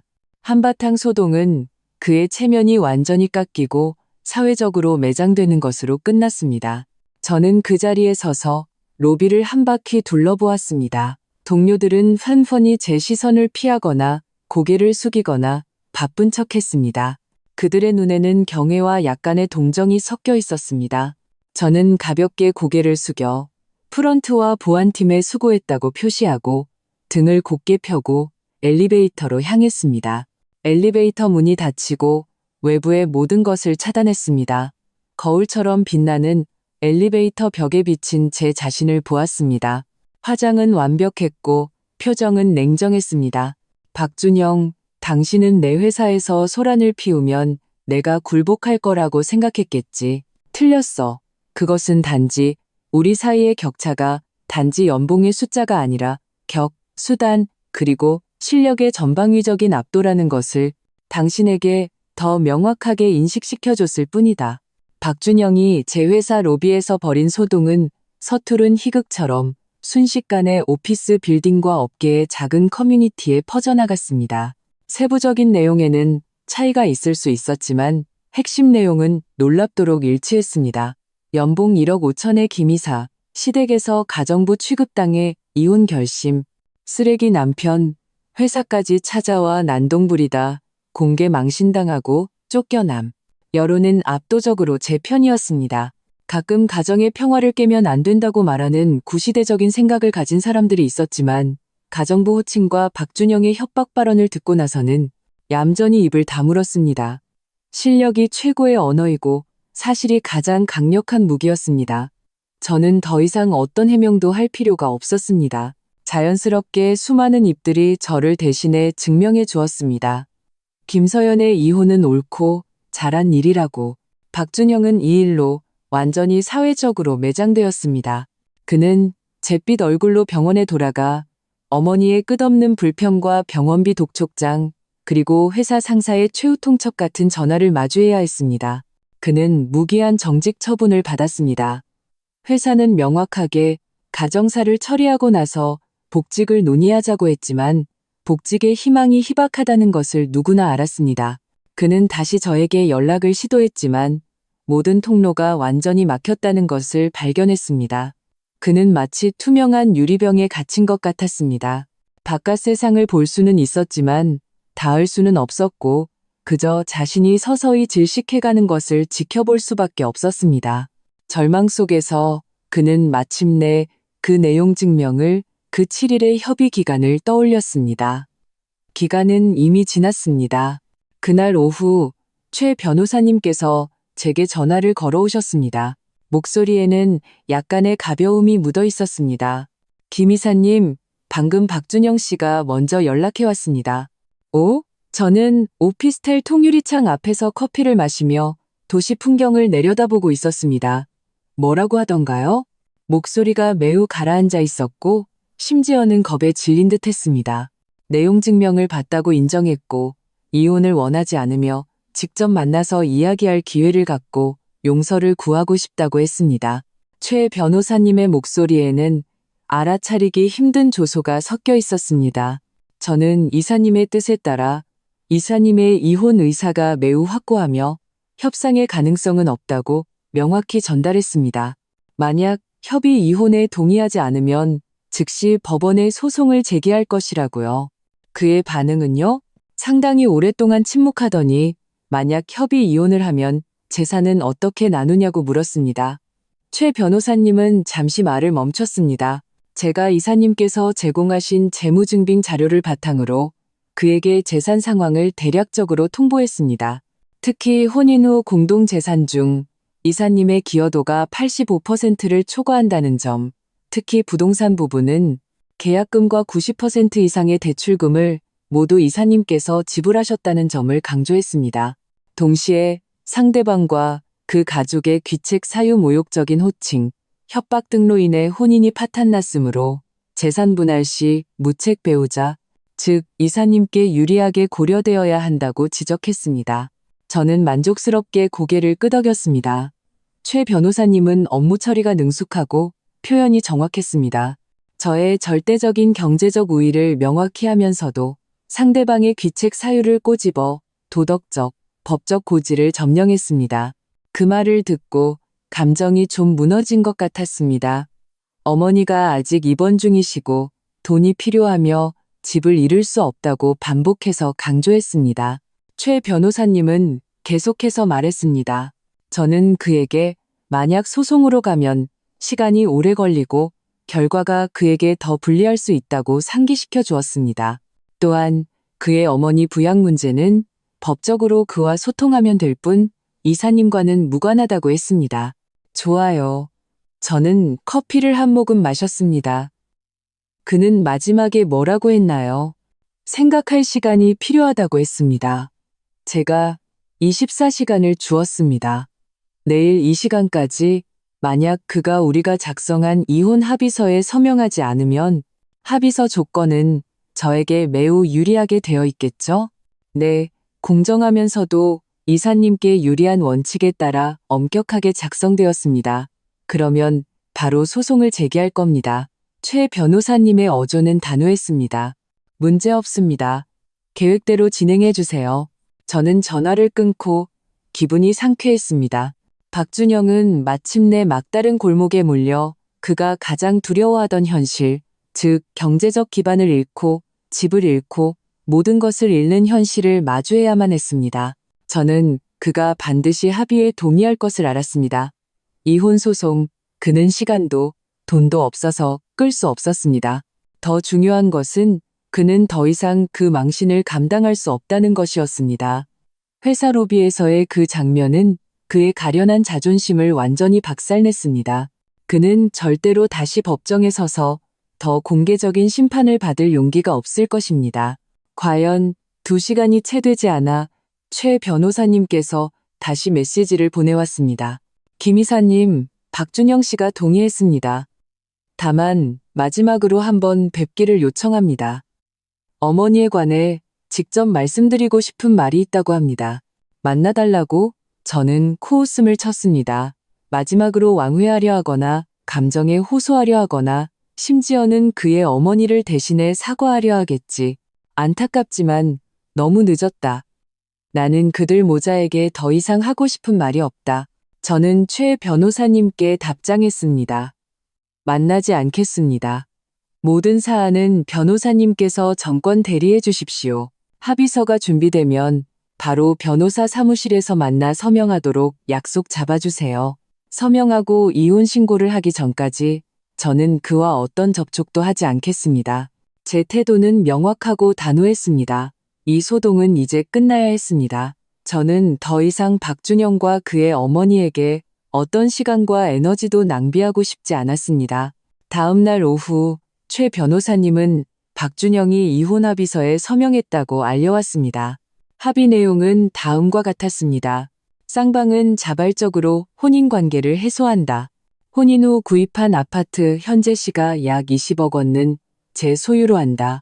제가 계약금 전액과 대부분의 대출금을 지불했으므로 박준영은 소유권을 포기하며 저는 그에게 어떤 보상금도 지급할 필요가 없다. 혼인 후 공동예금 약 1억 원 중 박준영이 현재 무직이고 어머니의 향후 의료비를 부담해야 하는 점을 고려하여 인도적인 차원에서 2천만 원을 위자료로 지급한다. 최 변호사님의 전략, 작은 이익으로 큰 그림의 안정을 꾀하고 불필요한 분쟁을 피함. 각자 명의의 차량, 예금 및 물품은 각자 소유한다.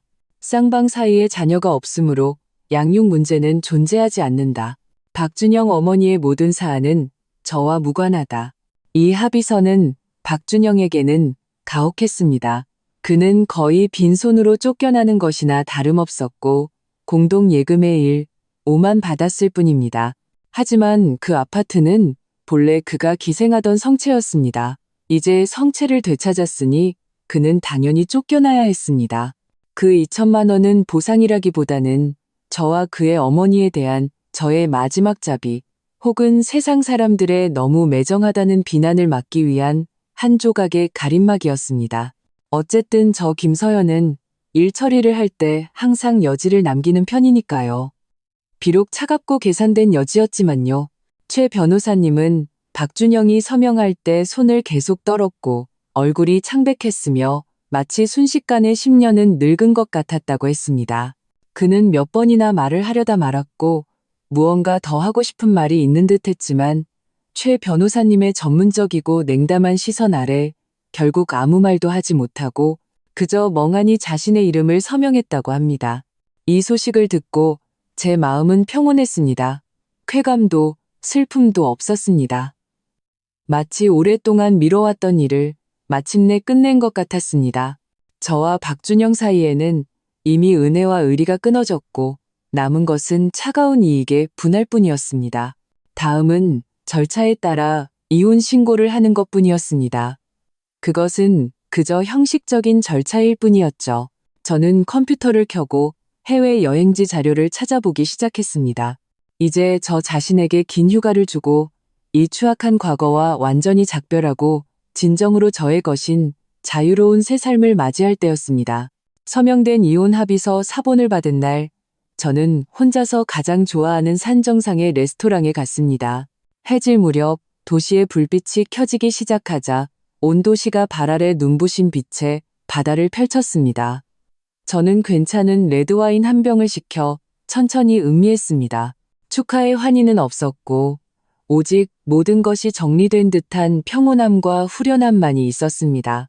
한때 저는 겉으로나마 온전한 가정을 유지하는 것이 성공이고 필사적으로 돈을 벌어 모든 것을 책임지는 것이 가치라고 생각했습니다. 이제야 저는 깨달았습니다.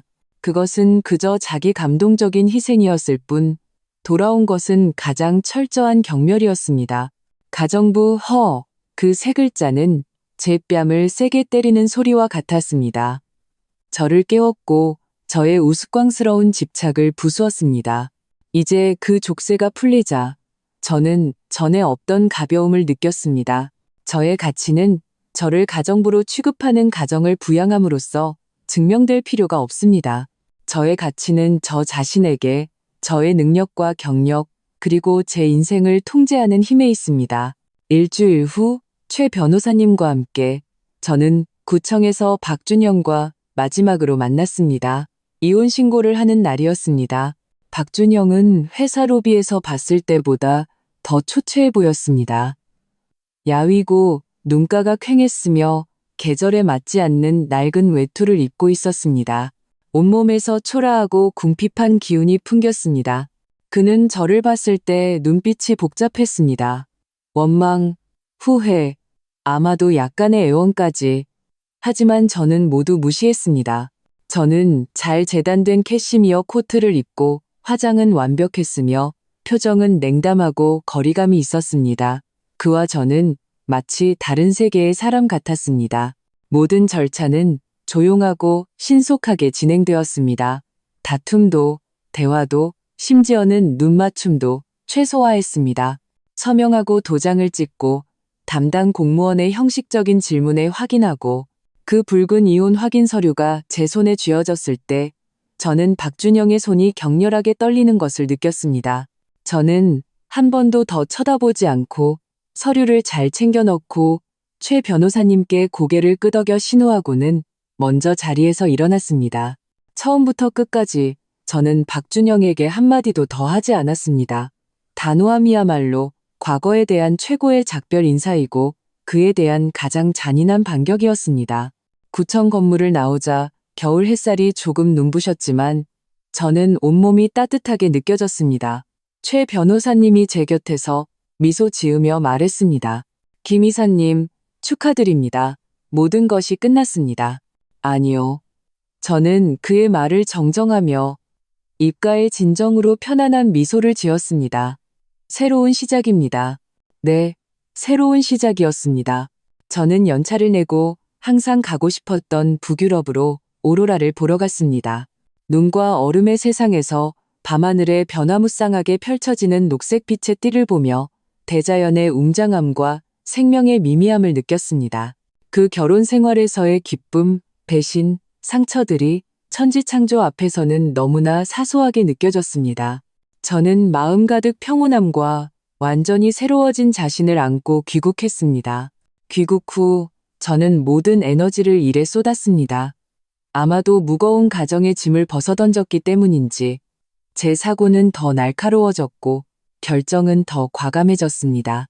반년 후 제가 주도한 한 중대 프로젝트가 획기적인 성공을 거두어 회사에 막대한 이익을 가져다 주었습니다. 이사회는 농공행상을 했고 저는 두둑한 보너스를 받았을 뿐만 아니라 직위도 한 단계 올라 그룹 최연소 부사장 중 한 명이 되었습니다. 제 연봉은 이미 수억 원을 훌쩍 넘었습니다.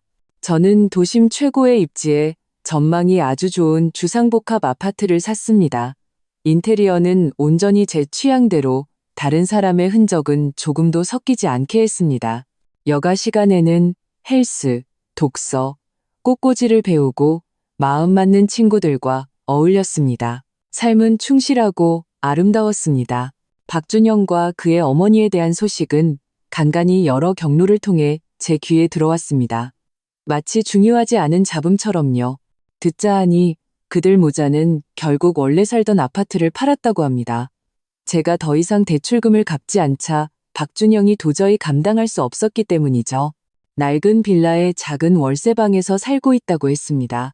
듣자 하니 시어머니의 건강은 좋았다, 나빴다를 반복하고 비싼 재활치료는 이미 중단되었으며 성격은 더욱 괴팍해져 하루 종일 저주를 퍼붓는데 그 대상은 저뿐만 아니라 그녀의 그 못난 아들에게 더 향해 있다고 했습니다. 듣자 하니 박준영은 원래 회사에서 해고된 후 변변한 직장을 구하지 못하고 눈만 높아져 아르바이트와 그 2천만 원으로 겨우 버티고 있다고 했습니다. 한때의 당당함은 이미 온데간데 없어졌다고요. 한 번은 제가 차를 몰고 사거리에서 신호 대기를 하다가 우연히 길가에서 낡은 배낭을 메고 고개를 숙인 채 빵을 뜯어 먹고 있는 남자를 보았습니다. 구부정한 모습, 놀랍게도 박준영이었습니다. 그는 분명 저를 보지 못했습니다. 초록불이 켜지고 저는 가볍게 엑셀을 밟았습니다. 고급 세단은 부드럽게 지나갔고 백미러 속에서 그의 초라한 모습은 빠르게 작아지다 결국 사라졌습니다. 제 마음에는 아무런 파문도 일지 않았습니다. 동정도, 쾌감도 없었습니다. 마치 완전히 낯선 사람을 본 것 같았습니다. 그들이 잘 살든 못 살든 이미 저와는 무관한 일이었습니다. 그들은 자신들의 선택에 대한 대가를 치렀고 저 또한 제가 받아야 할 삶을 살고 있었습니다. 가끔 저는 가정부라는 그 호칭을 떠올립니다. 그것은 한때 독침처럼 제 마음에 깊이 박혔습니다. 하지만 지금은 그것이 흐릿하고 심지어는 좀 우스꽝스러운 기호가 되었습니다. 그것은 제게 어떤 관계에서도 결코 자신을 잃지 말 것, 항상 독립적이고 깨어있을 것, 그리고 언제든지 뒤돌아 떠날 수 있는 배짱과 능력을 가져야 한다는 것을 상기시켜줍니다. 어느 날 밤 저는 새 집의 거대한 통유리창 앞에 서서 레드와인 한 잔을 들고 발 아래 화려하게 빛나는 도시를 내려다보고 있었습니다. 휴대폰이 울렸습니다. 제게 호감을 표시하던 한 사업 파트너가 저녁 식사를 제안하는 전화였습니다. 저는 미소 지으며 거절했습니다. 오늘 밤은 혼자 조용히 있고 싶다고 말했죠. 전화를 끊고 저는 계속 창밖을 바라보았습니다. 이 세상은 넓고 멋집니다. 저는 더 이상 누구의 가정부도 아닙니다. 저는 그저 김서연, 능력과 자본을 가지고 자신이 원하는 인생을 자유롭게 선택할 수 있는 여자입니다. 과거의 상처는 이미 딱지가 앉아 떨어졌고 남은 것은 더 단단한 갑옷과 더 투명한 영혼입니다. 앞으로의 길은 아직 길지만 저는 믿습니다. 분명 점점 더 좋아질 것이라고. 저는 잔을 들어 창밖의 만가구의 불빛을 향해 가볍게 부딪혔습니다.